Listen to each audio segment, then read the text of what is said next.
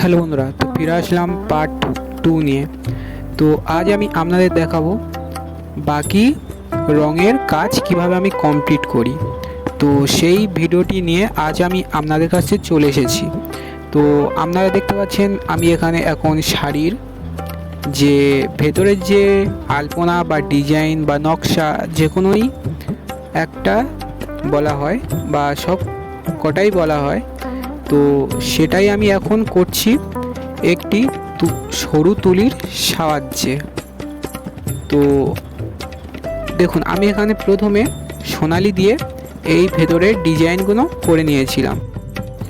তো তারপরে আমি সাদা রং নিয়ে সেই সোনালির একদম সরু তুলির সাহায্যে সোনালির গায়ের পাশ দিয়ে সরু করে বর্ডারটা টেনে নিচ্ছি এই সাদা রঙের সাহায্যে।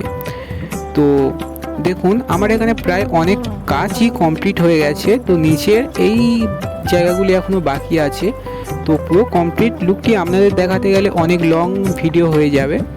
তো তার কারণে আমি ছোট ছোট জায়গাগুলি আমি আপনাদের দেখানোর চেষ্টা করেছি। তো এখানে মায়ের চোখটা কেমন হয়েছে অবশ্যই কমেন্টে জানাবেন। তো ধীরে ধীরে আমি আপনাদের সমস্ত শাড়ির কাজ এবং কীভাবে কমপ্লিট হয় সেই লুকটি আমি আপনাদের কাছে শেয়ার করব। তো এদিকে লক্ষ্মী ঠাকুরের প্রায় শাড়ির রং কমপ্লিট হয়ে গেছে, চোখও আঁকা প্রায় হয়ে গেছে। তো এবারে কৃষ্ণ রাধা প্রায় হয়ে গেছে, সব ঠাকুরগুলি কালার করা হয়ে গেছে। তো সেই সিমেন্টের ঠাকুরগুলি আজ এরকমই হয়েছে। তো এদিকে